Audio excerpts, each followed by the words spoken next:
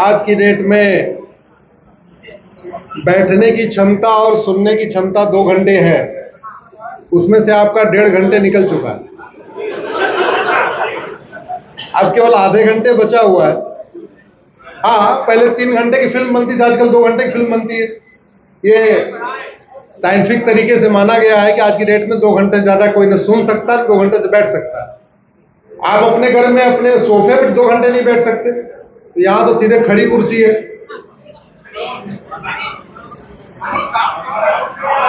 सबसे पहले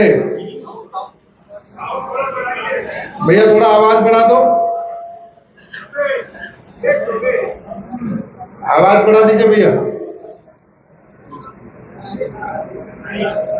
सबसे पहले आदरणीय स्वामीनाथ मिश्रा जी को धन्यवाद देता हूं।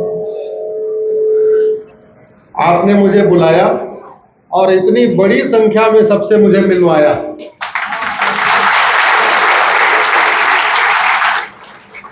आप सम्मेलन नहीं करते तो मैं आता नहीं तो मिलता कैसे?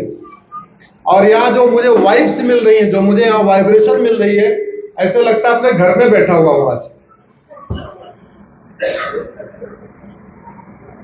सबसे पहले संस्था को धन्यवाद देता हूं, बधाई देता हूं। पिछले 13 वर्षों से आप लगातार कार्यक्रम कर रहे हैं। आदरणीय रवींद्र सिंह जी, स्वामीनाथ मिश्रा जी, संजय शुक्ला जी, KR सिंह साहब, रमेश सिंह साहब, अजय सिंह जी, अविनेश सिंह जी, मनीष सिंह जी, राजेश सिंह जी, आप सबको मैं प्रणाम करता हूं। सामने बहुत बड़ी संख्या में हमारे सामने जो बैठे हैं, जो हमसे बड़े हैं उनको प्रणाम करता हूं, जो हमसे छोटे हैं उनको अपना स्नेह भेंट करता हूं।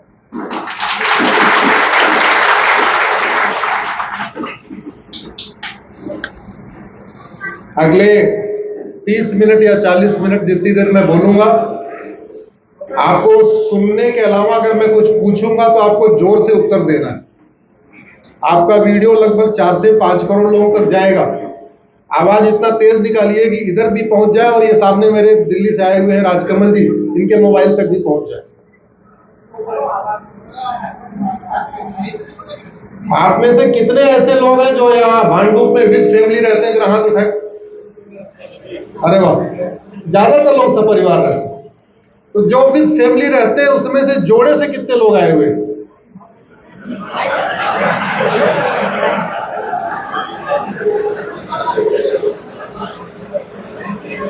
आप मंदिर भी अकेले जाते हैं क्या? तो यहां अकेले क्यों आ गए? आप अकेले आए हैं, आपने बहुत बड़ा पाप किया है। हमारे कार्यक्रम में आगे से अकेले मत आइएगा, क्योंकि आवाज कम आ रही है।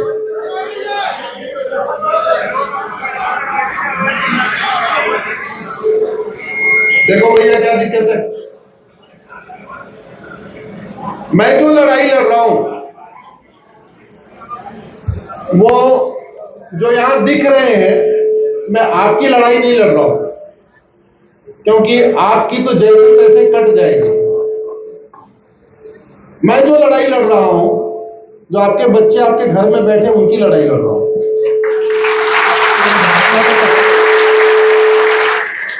तो जिसकी लड़ाई मैं लड़ रहा हूं, जिसको बचाने के लिए मैं लड़ रहा हूं, अगर उस बच्चे को ही ना पता हो कि उसके सामने क्या क्या खतरा है, आगे क्या क्या आ सकता है, तो फिर फायदा क्या होगा? आगे कम से कम मेरे कार्यक्रम में आप लोग अकेले बिल्कुल मत आइएगा। आपके घर में अगर कोई 14-15 साल का बच्चा है तो उसको ले आइएगा, उसको पता होना चाहिए, क्योंकि उसको स्कूल में इतना झूठ पढ़ाया जाता है कि वो सच्चाई से दूर है। जैसे स्कूल में पढ़ाया जाता है मजहब नहीं सिखाता आपस में बैर रखना, ये पढ़ाया जाता है ना। पूरी दुनिया में लड़ाई किसकी है? मजहब। और हमारे यहाँ क्या पढ़ाते हैं? मजहब नहीं सिखाता आपस में बैर। बांग्लादेश में किसकी लड़ाई हो रही है? 1990 में क्या हुआ कश्मीर में? 1947 में भारत किस लिए बटा? सीरिया में किस लिए लड़ाई हो रही है? यमन में किस लिए लड़ाई हो रही है? अरे पूरी दुनिया में लड़ाई मजहब की हो रही है, और हमारे यहाँ झूठ सिखाया जाता है, मजहब नहीं सिखाता, आप उसमें बहन रखते।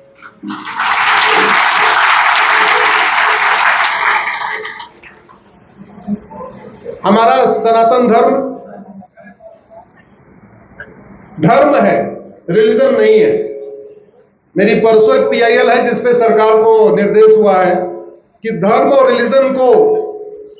रिलीजन के अंतर को समझाया जाए। स्कूलों में एक चैप्टर होना चाहिए कि धर्म क्या है और रिलीजन क्या है, धर्म क्या है और मजहब क्या है। धर्म और रिलीजन में उतना ही अंतर है जितना जमीन और आसमान में अंतर होता है। धर्म जोड़ता है, रिलीजन तोड़ता है। बेसिक अंतर यह है, धर्म सबको जोड़ता है और मजहब सबको। मतलब किसी आप मजहबी व्यक्ति से पूछ लीजिए कि गांधी जी जन्नत में जाएंगे कि जहन्नुम में, तो सीधे कहेगा गांधी जी जहन्नुम में जाएंगे। क्यों? क्योंकि उन्होंने मजहब कबूल नहीं किया। बेसिक फैक्ट आपको बता रहा हूं।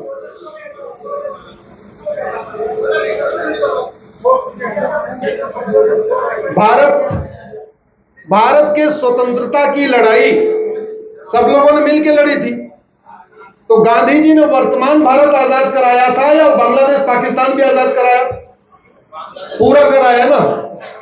फिर 2 अक्टूबर भारत में क्यों मनाई जाती है गांधी जयंती, पाकिस्तान बांग्लादेश में क्यों नहीं मनाई जाती?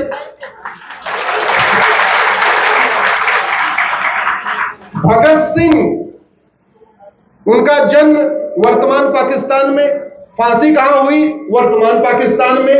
शहीद दिवस कौन मनाता है? हम लोग। पाकिस्तान में भगत सिंह का शहीद दिवस मनाते हैं क्या? नहीं। क्यों? मजहब ही सिखाता है आपस में बैर। आप उठा के देख लीजिए, जितने भी स्वतंत्रता संग्राम सेनानी थे उसमें से जो पाकिस्तान में जिनका जन्म हुआ, पाकिस्तान में जो इनकी मृत्यु हुई, उनकी भी वहां पे जयंती और पुण्यतिथि नहीं मनाते, हम लोग मनाते। अनेकों लोग थे, भगत सिंह तो मैंने एक नाम ले लिया, ऐसे अनेकों नाम ले। हाँ, वहां जिन्ना की जयंती और जिन्ना की पुण्यतिथि मनाई जाती है, गांधी जी की जयंती और गांधी जी की पुण्यतिथि नहीं मनाई जाती। दुनिया में 1100 रिलीजन है, लेकिन नारी की पूजा कहां होती है? केवल। बाकी 1099 रिलीजन में महिलाओं को पूजा योग्य तो छोड़िए, महिलाओं को प्रेयर का भी उतना राइट नहीं, इक्वल राइट नहीं है। हमारे यहां जो कॉन्सेप्ट है वो दुनिया में है ही नहीं है। हम कहते हैं गृहिणी। गृहिणी मतलब गृह, मतलब गृह का ऋणी, गृहिणी, गृह ऋणी। जिसका पूरा घर ऋणी हो उसको क्या कहते हैं?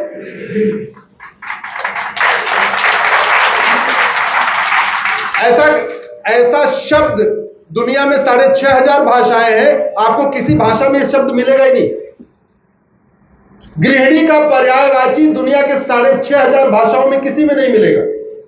धर्म की पर्यायवाची दुनिया के 6500 भाषाओं में नहीं मिलेगी।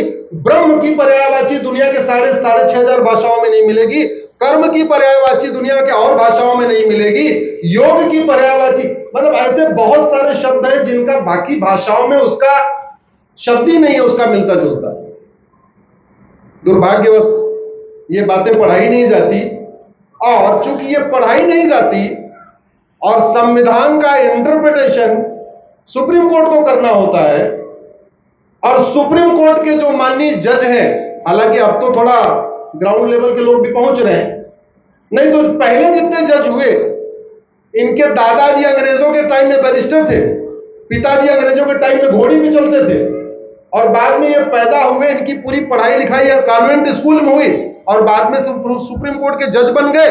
धर्म और रिलीजन के बीच में भेदभाव पता नहीं, धर्म और रिलीजन के बीच का अंतर पता नहीं, तो उन्होंने सारे फैसले दे दिए धर्म को रिलीजन समझ के, रिलीजन को धर्म समझ के।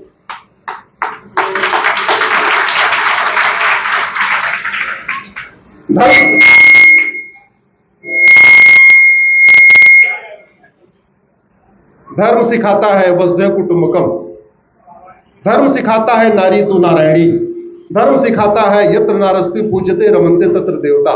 धर्म सिखाता है सर्वे भवन्तु सुखिनः सर्वे सन्तु निरामया। धर्म सिखाता है सर्व मंगल मांगल्ये शिवे सर्वार्थ साधिके, और धर्म सिखाता है धर्म की अधर्म का प्राणियों में विश्व का। हम कभी नहीं कहते हिंदुओं की जय हो, गैर हिंदुओं का नाश हो, हिंदुओं में सद्भावना हो और हिंदुओं का कल्याण हो, तभी बोलते हैं क्या? दूसरी तरफ जो मजहब है वो कहता मेरे मजहब की जय हो, जो नहीं मानता काफिर है, नॉन बिलीवर है, उसका नाश हो जाए, हमारे मजहब के लोगों में सद्भावना हो और हमारे मजहब का कल्याण हो, पूरी दुनिया पे हमारा मजहब फैल जाए। ये है धर्म और रिलीजन का अंतर। लेकिन ये डिफरेंस दुर्भाग्यवश हाईकोर्ट सुप्रीम कोर्ट में जो वकील बहस करते हैं उनको भी कई बार मैं देखा, उनको इसका डिफरेंस नहीं पता। अब जो बहस करने वाले को पता न फैसला देने वाले को पता, तो जो फैसला आता है उल्टा सीधा हो जाता है, धर्म का रिलीजन, रिलीजन का धर्म हो जाता है। ऐसे ही पूजा और प्रार्थना, इसमें बहुत अंतर है। पूजा को कहते हैं वर्शिप और प्रार्थना को कहते हैं प्रेयर। मंदिर है प्लेस ऑफ वर्शिप और मस्जिद और चर्च है प्लेस ऑफ प्रेयर। जहां पे आपने प्राण प्रतिष्ठा किया, भगवान को बुलाया, उनको स्थापित किया, उन्हीं को भोग लगा रहे हैं, उन्हीं से बातचीत कर रहे हैं, उन्हीं की पूजा कर रहे हैं, जो कुछ मांगना है उन्हीं से मांग रहे हैं, जो कुछ अपना दुख व्यक्त कर रहा है उनके सामने व्यक्त कर रहे हैं, वो कहते हैं मंदिर, पूजा। जो प्रार्थना स्थल होता है वहां किसी से बातचीत नहीं होती है, जिससे बातचीत होती है वो वहां नहीं रहता, वो कहीं और रहता है। इसलिए आपको एयरपोर्ट पे पूजा रूम नहीं मिलेगा, एयरपोर्ट पे आपको प्रेयर रूम मिलेगा। एयरपोर्ट अगर आप जाते होंगे तो आपको मिलता होगा प्रेयर रूम। तो मैंने PIL चल रही है प्लेस ऑफ वर्शिप एक्ट पे, मैंने उसमें यही कहा कि जो प्रेयर रूम है ये तो बदला जा सकता है। आप एयरपोर्ट पे देख लो, प्रेयर रूम बना होता है, आप साल भर के बाद जाओ, वहां जहां प्रेयर रूम है वहां गोडाउन बन जाएगा, प्रेयर रूम कहीं और चला जाएगा। फिर 2 साल के बाद जाओ, जब जहां प्रेयर रूम आपने देखा होगा, हो सकता है वहां रिसेप्शन बन जाए, वहां कुछ और बन जाए। तो प्रेयर रूम तो शिफ्ट हो सकता है, लेकिन पूजा स्थल शिफ्ट नहीं हो सकता। Once a temple always a temple, पूजा स्थल नहीं बदला जा सकता है। इसलिए हमारे मठ मंदिरों को वैसी दरिंदों ने भले तोड़ दिया, लेकिन उसकी पवित्रता भंग नहीं हो सकती। मैं उदाहरण दे रहा हूं, इसमें कुछ लोग, मुझे लग रहा है काफी लोग गांव में नीम के पेड़ के नीचे आपने देखा होगा, लोग शिवलिंग रख के पूजा शुरू कर देते हैं। अब ये बताइए, बाय द वे आंधी आई और नीम की टहनियां टूट गई या नीम का पेड़ उखड़ गया, तो क्या वहां की पवित्रता खत्म हो जाती है क्या? नहीं। पीपल के पेड़ के नीचे शिवलिंग रख देते हैं, देवी जी की मूर्ति रख देते हैं, पूजा शुरू कर देते हैं, प्राण प्रतिष्ठा करते हैं, वहां पूजा करते रहते हैं। आंधी तूफान आया, पीपल के पेड़ की टहनी टूट गई, तो क्या वहां मंदिर का स्वरूप खत्म हो गया क्या? नहीं। ऐसे ही चाहे वो काशी हो, चाहे मथुरा हो, चाहे भद्रकाली हो, चाहे भोजशाला हो, चाहे अटाला हो, जितने भी हमारे मठ मंदिर हैं, वैसी दरिंदों ने उनका गुंबद भले तोड़ दिया, दीवाले भले तोड़ दिया, उसके ऊपर कुछ ढांचा और भले बनवा दिया, लेकिन चूंकि हमारे पूर्वजों ने विसर्जन नहीं किया था वहां पे, तो वहां के मंदिर की पवित्रता एज इट इज रहेगी। Once a temple always a temple.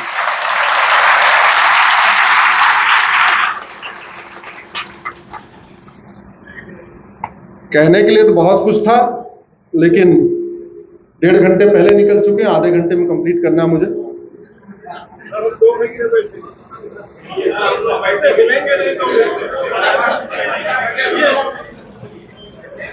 मेरी एक PIL चल रही है, अलग अलग PIL है। मिश्रा जी ने पुराना आंकड़ा बताया, अभी टोटल PIL मेरी 200 हो चुकी है हाईकोर्ट सुप्रीम कोर्ट में लाकर। और 2024 का ये 80वां कार्यक्रम है, 80। 2024 का वो सैटरडे संडे आया नहीं कि मैं अपने घर में रहूं, फ्राइडे सुबह बैग लेके निकलता हूं, कोर्ट जाता हूं, कोर्ट के बाद सीधे जहां जाना होता है वहां चला जाता हूं। मंडे को फिर सीधे सुप्रीम कोर्ट पहुंचता हूं और मंडे की शाम को घर पहुंचता हूं। ये मेरी दिनचर्या हो गई है। अभी आज यहाँ कार्यक्रम, सुबह एक कार्यक्रम हुआ, दूसरा अभी शाम को जुहू इस्कॉन मंदिर में, रात की ट्रेन, कल सुबह 11 बजे कोल्हापुर में, कल शाम को 7 बजे बेंगलोर में, फिर परसों हम पहुंचेंगे दिल्ली वापस। 2023 में एक संडे में अपने घर में था, क्योंकि 11 नवंबर या 12 नवंबर था, उस दिन दिवाली थी, तो दिवाली के कारण मैं अपने घर में था।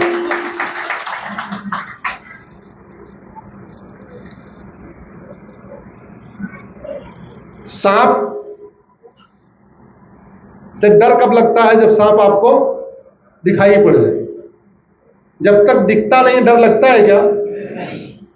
आप जिस बिस्तर पे सो रहे हो उसके नीचे आके सांप आराम से लेट जाए, लेकिन आप बिस्तर नीचे झाड़ू पोछा मारते नहीं है, बाकी हर जगह कर लेते हैं, आप आराम से चैन के सोते रहेंगे, सोते रहेंगे, सोते रहेंगे। आपकी नींद तब खराब होगी जिस दिन आप बिस्तर के नीचे झांक के देखेंगे। मैंने बिस्तर के नीचे झांक के देख लिया। मेरी बेचैनी का कारण ये, मैंने अपनी इंजीनियरिंग की नौकरी इसलिए छोड़ी, मैं मारुति में था। इंजीनियरिंग का प्रोफेशन मैंने इसलिए छोड़ा कि मैंने इतिहास पढ़ा कि देश बदलते कैसे हैं, डेमोग्राफी बदलती कैसे है, पर्शिया ईरान कैसे बना। पर एक देश था पर्शिया जहां 90% पारसी रहते थे, 5000 घुसपैठिए गए, 50 साल में पर्शिया को ईरान बना दिया, मात्र 5000 घुसपैठिए गए।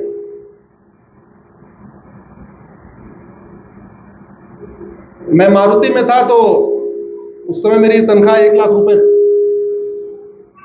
सोचा छोड़ना है, छोड़ना है, छोड़ना, छोड़ूं कैसे? घर का बड़ा लड़का, घर भी देखना। लकीली मेरी पत्नी की अध्यापिका की नौकरी लग गई और उनको नौकरी मिली 8,500 रुपए की सरकारी स्कूल में। जैसे ही 8,500 की नौकरी मिली, मैंने 1 लाख की नौकरी छोड़ दिया।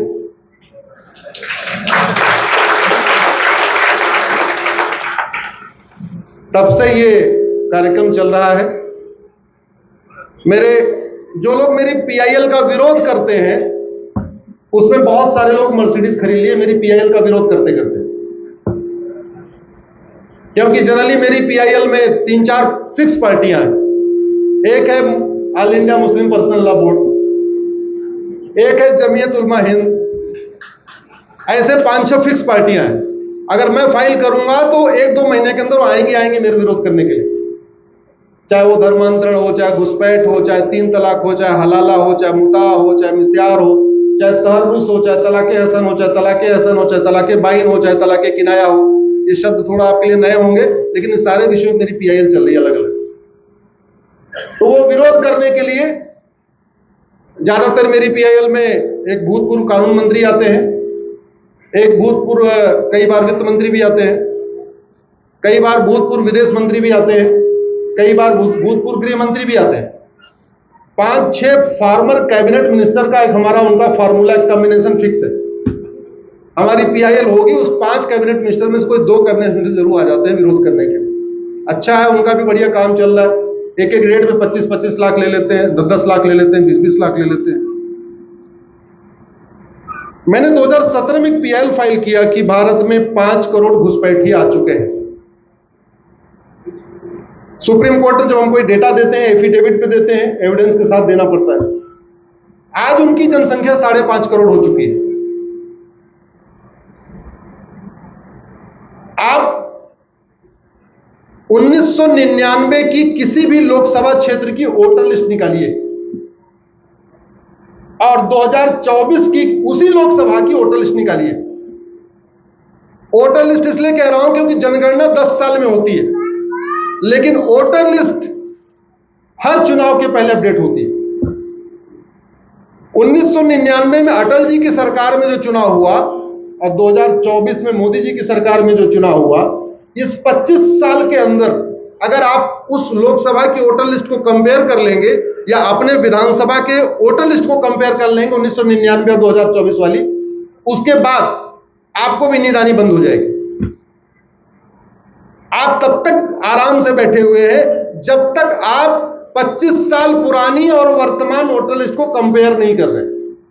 करके देख लीजिएगा, अपने मोहल्ले की कर लीजिएगा। जो पार्षद का चुनाव होता है उस चुनाव की 25 साल पुरानी वर्तमान वोटर लिस्ट कंपेयर कर लीजिए। प्रधान के चुनाव में जो वोटर लिस्ट बनती है उसको 25 साल आज वाली कर लीजिए। विधानसभा चुनाव की 25 साल पुरानी आज की कर लीजिए, या लोकसभा चुनाव की 25 साल कर लीजिए। फिर आपको पता चलेगा कि आपके बगल हो क्या रहा। मैंने आपके महाराष्ट्र में थोड़ा रिसर्च किया। अहमदनगर, अकोला, अमरावती, औरंगाबाद, बीड, भंडारा, बुलढाना, चंदपुर, धुले, गढ़चिरौली, गोंदिया, हिंगोली, जलगांव, जालना, कोल्हापुर, लातूर, मुंबई, नागपुर, नांदेड़, नंदुरबार, नासिक, उस्मानाबाद, पालघर, परभणी, पुणे, रामगढ़, रत्नागिरी, सांगली, सतारा, सिंधुदुर्ग, सोलापुर, थाने, वर्धा, वाशिम, यवतमाल की 25 साल पुरानी और आज के वोटर लिस्ट में बहुत बड़ा परिवर्तन आ चुका है। आपके विधानसभा की में भी डेमोग्राफी बदल चुकी है, आपके लोकसभा में भी डेमोग्राफी बदल चुकी है, आपके वार्ड की भी डेमोग्राफी बदल चुकी है। और घुसपैठ होती कैसे, आप इसको समझिए। बॉर्डर पे घुसपैठिए 2000 रुपए दे के अंदर आते हैं। अंदर आते हैं, सबसे पहले वो आधार बनवाते हैं जो मात्र 2000 में बनता है। जैसे ही एक डॉक्यूमेंट हो जाता है फिर वो 2000 रुपए देते हैं दलाल को। 2000 रुपए में राशन कार्ड बना के दे देता है। 4000 में 2 डॉक्यूमेंट बना, फिर दलाल को पकड़ते हैं, 2000 रुपए में बर्थ सर्टिफिकेट बना के दे देता है। जब 3 डॉक्यूमेंट हो जाते हैं फिर दलाल को पकड़ते हैं, वो डोमिसाइल सर्टिफिकेट बना के दे देता है। जब 4 डॉक्यूमेंट हो जाते हैं फिर वो 3000 रुपए दलाल को देते हैं, 4000 रुपए ड्राइविंग लाइसेंस बनवा लेते हैं। और जब 4 डॉक्यूमेंट हो जाता है फिर कोई चुनाव आता है, किसी वोट जीवी नोट जीवी नेता को पकड़ते हैं, बोलते हैं मेरे पास 4 डॉक्यूमेंट है, हम 100 लोग हैं, अगर हमारा वोटर लिस्ट में नाम जुड़वा दोगे हम 100 लोग तुम्हें एक मुश्त वोट करेंगे। वो वोट जीवी नोट जीवी दल गुलाम नेता उनका वोटर आईडी में नाम जुड़वा देता है और वो भारत के नागरिक बन जाते हैं। खर्च किया कितना? 15,000 रुपए। और फिर जनधन में खाता खुलवा लेते हैं, मुफ्त में राशन लेते हैं, मुफ्त में मकान लेते हैं, मुद्रा लोन लेते हैं, केंद्र सरकार की योजनाओं का लाभ लेते हैं, राज्य सरकार की योजनाओं का लाभ लेते हैं, और हम आराम से शांत होकर बैठे हुए। सवाल यह है कि इस घुसपैठ पे आप क्या कर सकते हैं? आप कुछ नहीं कर सकते। आपने अगर जाके घुसपैठियों की जहां झुग्गी पड़ी है अगर आपने लाठी चला दिया, उनके ऊपर तो बाद में केस होगा, आपके ऊपर पहले हो जाएगा। लेकिन दूसरा सवाल यह है, ये भारत में घुसपैठ क्यों होती है? सिंगापुर में क्यों नहीं होती? दुबई में क्यों नहीं होती? अमेरिका में क्यों नहीं होती? रूस में क्यों नहीं होती? क्योंकि हमारा कानून घटिया।